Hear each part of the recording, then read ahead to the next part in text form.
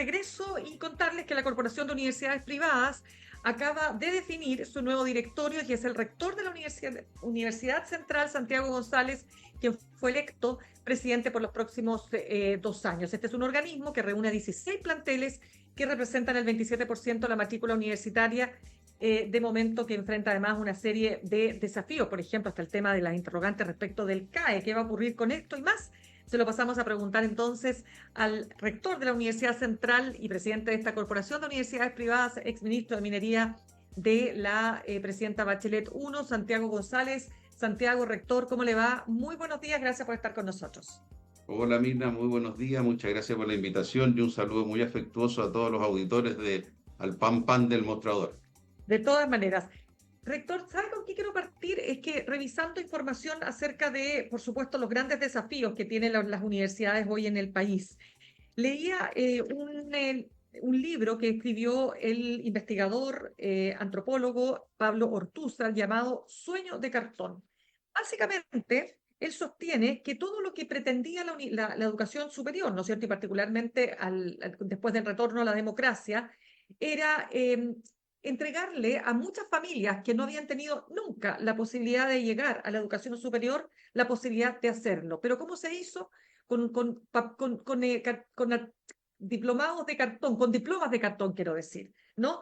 Porque al final la calidad no era tal como se había prometido y muchos de estos estudiantes terminaron cesantes y con una deuda además que pagar con respecto al CAE, ¿no es cierto?, al crédito con aval del Estado.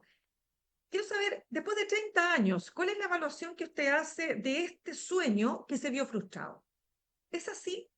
Sí, mira, muy interesante el libro porque además lo leí hace una semana. Me lo Ya. recomendaron y lo leí porque hace un análisis bien interesante de cómo ha evolucionado la educación superior en nuestro país, que efectivamente a partir de la década de 2000 se masificó en Chile. La educación superior, antiguamente, antes del 2000, en el siglo pasado, era elitista. Muy pocos jóvenes llegaban a la universidad y menos aún se recibían. Por lo tanto, el ser profesional era tener una ventaja comparativa muy grande en la sociedad chilena. En la época que estudié yo, por ejemplo, ser profesional, sin lugar a duda que era un paso adelante respecto de los jóvenes que no accedían a la universidad. Eso cambió el año 2000 y la educación superior se masificó. Ahora, fundamentalmente esto se produce por el que el acceso a la universidad, que venía siendo costoso, caro, ¿no es cierto?, que no estaba disponible para todos los jóvenes chilenos, a raíz de la instalación del crédito CAE, eso aumenta, pero significativamente. Y los jóvenes acceden a la educación superior y eso se puede considerar que es algo positivo, que todos tengan la posibilidad de acceder a la educación superior. Ahora se hace a través de un crédito que tiene sus complejidades porque eso endeuda a los estudiantes. Antiguamente la educación era gratuita, como está siendo ahora para el 60% de los jóvenes más vulnerables. Ahora, ¿qué es lo que pasa? Esta proliferación, ¿no es cierto?, de estudiantes universitarios, sin lugar a dudas generó un problema y empezaron a aparecer muchas carreras, empezaron a aparecer muchas universidades que no dieron el estándar de calidad que se requiere, ¿no es cierto?, para el desarrollo de la educación superior. Y hoy día vemos como hay, efectivamente, como tú dices, muchos jóvenes que estudiaron en la universidad, que obtuvieron un título profesional, pero que ese título no tiene la misma validez que tenía antiguamente un título profesional.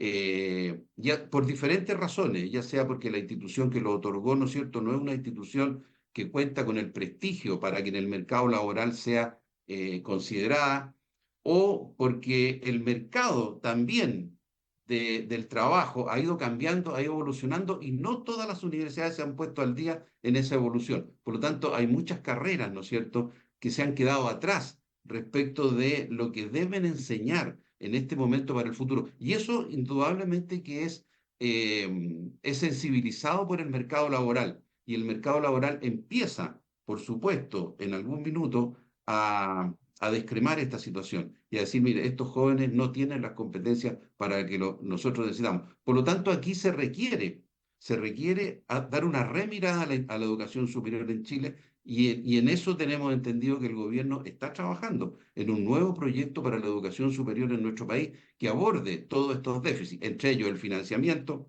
la actualización de las carreras la actualización de los currículums, la flexibilidad en los programas. Claro, pero también ahí quiero preguntarle respecto de lo que también señala en el libro, ¿no es cierto? La cantidad de vacíos, digamos, estamos hablando de jóvenes que vienen de establecimientos educacionales con muchos déficits, ¿no es cierto? Ellos vienen con un gap, con una distancia muy importante, ¿no es cierto?, entre los alumnos que egresan de los colegios particulares pagados, ¿no es así? Y había todo un tema, ¿no?, de lograr nivelar a estos alumnos. Pero la pregunta es, uno, ¿se logró realmente ese objetivo? Y dos, de cuando hablamos, porque hubo mucha deserción también. Entonces, esa deserción, ¿en qué niveles está? Y si se cumplió, finalmente, como le preguntaba en la primera parte, ¿no es cierto?, de la entrevista, si ese objetivo se vio frustrado, ¿no? Es decir, son más los jóvenes que se vieron no alcanzando su sueño, que tuvieron que desertar o que terminaron la carrera pero no tienen pega. Arquitectos que están trabajando de Uber, veterinarios, en fin. Bueno, mira, yo diría que efectivamente, adicional al tema propio de la universidad, en nuestro país está el tema de la educación básica y la educación media, que se ha visto muy deteriorado en el último tiempo, tal como tú dices. Los estudiantes llegan hoy día a la universidad sin tener las competencias, o la gran mayoría, o sea, no todos, por supuesto, para acceder a una carrera y para llevar adelante una carrera universitaria. Y ese es un costo que tenemos que asumir la universidad y es adicional. Nosotros tenemos que preparar a los jóvenes para que ellos puedan iniciar su carrera y no fracasar. Mira, claro, y eso se traduce en la deserción y en el fracaso. Vemos hoy día, mira, la tasa de titulación en nuestro país hoy día de los jóvenes que acceden a la universidad y los que terminan en torno a un 50%. No es más que eso. Por lo tanto, ahí tenemos Altísimo. también un déficit, porque los estudiantes, fundamentalmente los de la educación pública, porque los estudiantes de la educación privada vienen más preparados, ¿no es cierto? Pero los de la educación pública vienen con tremendos déficits. Entonces, ahí debería haber una preocupación especial del Estado. Nosotros tenemos que tener jóvenes que puedan desarrollar una carrera con las competencias mínimas. Como eso no ocurre, nosotros recibimos a los jóvenes y tenemos que prepararlos, tenemos que hacerles propedéuticos, tenemos que reforzar las materias de tercero y cuarto medio en el primer semestre de la universidad. Eso no debería ser así. Ahora, claro, eso se traduce en un aumento de la deserción. Los jóvenes hoy día, cuando se enfrentan al fracaso, rápidamente desertan de la universidad. Y ahí tenemos otra preocupación nosotros, ¿cómo los vamos acompañando? ¿Cómo les hacemos entender que si les va mal al principio pueden superar esos déficits? Hay una fragilidad también en nuestros jóvenes hoy día respecto de asumir el fracaso y superarlo, ¿no es cierto? Superarlo como corresponde con el ayuda de la universidad. De, Ahora, sí, rector, claro, perdone, cortito, cortito, es que me interesa una pregunta ahí, porque usted dice la tasa de titulaciones del orden del 50%, pero ¿qué significa esto? ¿Que los jóvenes desertaron o que terminaron y no se titularon? no, significa que el joven ingresó a la universidad y no se tituló. Puede ser por cualquier razón, porque desertó, porque no le gustó la carrera, porque no pudo seguir financiando su carrera, desertó de la universidad, no se logró el objetivo, ¿no es cierto?, que él obtuviera su título profesional. Y claro, y eso repercute en el tema del crédito CAE, porque ese joven que para estudiar se endeudó y no se recibió, claro, va a tener dificultades probablemente para cumplir con el pago de su crédito. Claro, y ahí una pregunta antes de entrar al CAE, rector. Quiero saber si esta cifra, porque estaba leyendo también respecto de cifras que señalaban que un 27% de los profesionales mostraba analfabetismo funcional. Y sumados a aquellos que solo podían entender textos simples, se llegaba a un 65%. Son investigaciones que se han realizado, por ejemplo, acá estoy estudio de competencias básicas de la población adulta del Centro de Microdatos de la Universidad de Chile. Esto es del año 2013, pero si esa cifra fuera hoy día actualizada, fuera así, eso ¿no es un fracaso del sistema universitario? A ver, no sé si esa estadística, pero no recuerdo que a que me estás leyendo se refiere a los jóvenes que entran a la universidad, parece, no a los que salen de la universidad. Eso habría que revisarlo. Claro, habría que revisarlo. Yo por creo que son los supuesto. que entran a la universidad porque son muy altos los porcentajes que me estaba hablando para un Por- universitario. o sea, Yo se creo habla que de los son... profesionales, las personas que ya tuvieron el título universitario, un 27% presentan alfabetismo funcional. Bueno, es un 27% puede ser, ¿no es cierto? Puede ser, pero eso obviamente no debería ocurrir. O sea, analfabetismo funcional no debería tener ningún profesional. Ahora, analfabetismo digital, ese es un desafío actual, porque obviamente, ¿no es cierto?, en los tiempos que estamos viviendo y cómo preparamos a los jóvenes para el futuro, y eso lo estamos haciendo todas las universidades, tenemos que alfabetizarlos digitalmente. Y eso también es muy importante. Pero eso, lo que tú señalas, es un déficit Ya. más de la educación superior y que tiene que abordarse. Por eso que yo digo, nuestro sistema de educación superior tiene que avanzar, tiene que mejorar, tiene que flexibilizarse y tiene que abordar todos estos desafíos. Claro, y ahí el tema de los títulos de cartón, es que por eso le decía yo este sueños de cartón, títulos de cartón, porque ¿qué es lo que ocurre, pues, rector? Y usted lo sabe mejor que yo.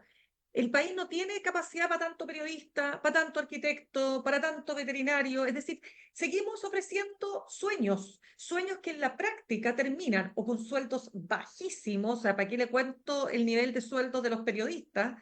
Un periodista recién titulado que pagó probablemente un arancel de 500.000 pesos, está ganando eso, 500.000 pesos. O sea, es que basta ver, oiga, basta ver los rankings que publica las últimas noticias cada cierto tiempo, versus lo que gana un egresado de ingeniería en cualquiera de sus ramas. Entonces, yo por eso le digo, ¿hasta qué punto hay una responsabilidad ahí de las universidades de seguir entregando carreras de cartón? Sí, mira, a ver, yo creo que para hacer un análisis más profundo de eso, primero tendríamos que analizar los datos de empleabilidad. Los datos de empleabilidad en Chile de los jóvenes universitarios no son bajos. Las carreras tienen empleabilidad. Nosotros lo vemos en nuestras universidades. Un joven que termina, o sea, que termina su carrera, el 80% de los jóvenes que terminan una carrera universitaria, en menos de un año ya está trabajando. Ahora, otro tema es cuál es el sueldo que se le está pagando. Esa información también es transparente y también existe. Y claro, dependiendo de la carrera, porque los sueldos de los universitarios ya no los fijan las universidades, los fija el mercado. Ahora, nosotros Claro. preparamos a los jóvenes, pero ¿qué es lo que debemos hacer acá?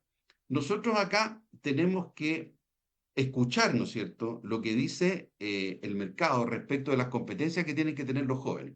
Y en función de eso, rediseñar las carreras. Las carreras tienen que tener duración y tienen que entregar conocimientos que le permitan a los jóvenes trabajar anticipadamente. Por ejemplo, carreras que duran 5 o 6 años, a lo mejor lo que deberíamos hacer es entregarles una competencia a los jóvenes con 4 años de estudio y hacer una articulación en el posgrado para los que quieran profundizar demasiados temas, llevarlos al mundo laboral de forma más rápida para evitar el costo que tiene la educación superior, ¿no es cierto?, para la universidad y para el alumno, y capacitarlos y entregarles las competencias que les permitan desempeñarse con más flexibilidad. Yo sé que en algunas áreas nosotros tenemos exceso de profesionales, pero no es en todas las áreas. Yo diría ¿Y cuáles que, serían en esa? ¿Cuáles son las que tienen exceso de profesionales? yo diría que las áreas de las ciencias sociales, porque en el último tiempo las carreras de ciencias sociales han tenido una gran proliferación, ¿no es cierto?, o vinculada a las ciencias sociales, y el mercado, ¿no es cierto?, está preferenciando carreras de nivel técnico. Eso es cierto, eso lo vemos. De hecho, nosotros estamos en una campaña a nivel universitario para que más mujeres, por ejemplo, estudien carreras técnicas que puedan ir a suplir déficit que existe en ese mercado. Pero yo no diría que un país como Chile, que está creciendo, que se está desarrollando, donde necesitamos jóvenes profesionales que puedan aportar a la sociedad, deberíamos restringir la educación universitaria. Lo que tenemos que hacer es reorientarla. Tenemos que adaptarla a los nuevos tiempos y que los jóvenes rápidamente adquieran las competencias y puedan empezar a trabajar, como es en otros países donde los Pero claro. programas duran 4 años y después la profundización viene en una segunda etapa. Cuénteme, rector, estamos conversando con el rector de la Universidad Central y presidente de la Corporación de Universidades Privadas, Santiago González.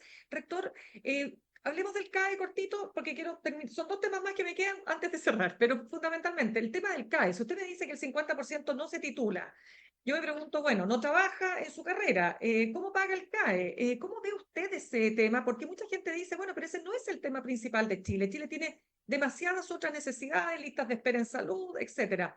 ¿Cómo observa usted esa discusión? A ver, yo creo que efectivamente en Chile, por el sistema de educación superior que tenemos que tener un sistema de financiamiento, porque a la gran cantidad de familias se le hace muy difícil pagar una carrera universitaria, ¿no es cierto? Entonces tiene que haber un sistema de financiamiento. Ahora, en este momento la gratuidad abarca el 60% de los hogares más vulnerables. Por lo tanto, de aquí en adelante el sistema de financiamiento de la educación superior va a estar focalizado en el 40% superior, lo cual yo diría que es un gran, gran avance. Ahora, ¿qué hacemos con los deudores del CAE? Yo creo Ujú. que aquí tiene que haber una política que considere varios aspectos. Primero, los que se titularon y están pagando. Ahí tenemos que tener un tratamiento para esas personas. Esas personas se titularon, obtuvieron el beneficio que les da la universidad, están pagando. Perfecto. Entonces eso tiene que estar en consideración. Después, los que se titularon y no están pagando.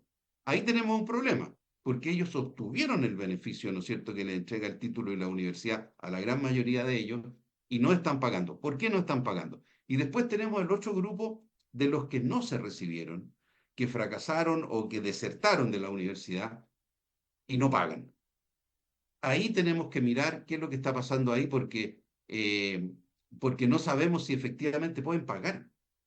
A lo mejor ellos están sin trabajo o a lo mejor están trabajando, pero yo creo que el análisis no es tan sencillo de decir, mire, se condona el CAE, no se condona el CAE. Yo creo que aquí hay distintos tramos de jóvenes que obtuvieron o no obtuvieron los beneficios y eso tenemos que evaluarlo de acuerdo con las posibilidades también que tiene el país para poder abordar y asumir una deuda. Fíjese que en los jóvenes, y esto lo sabe poca gente y es bueno decirlo, en los jóvenes que desertaron y no están pagando el CAE, ese CAE lo pagan las universidades donde estudiaron.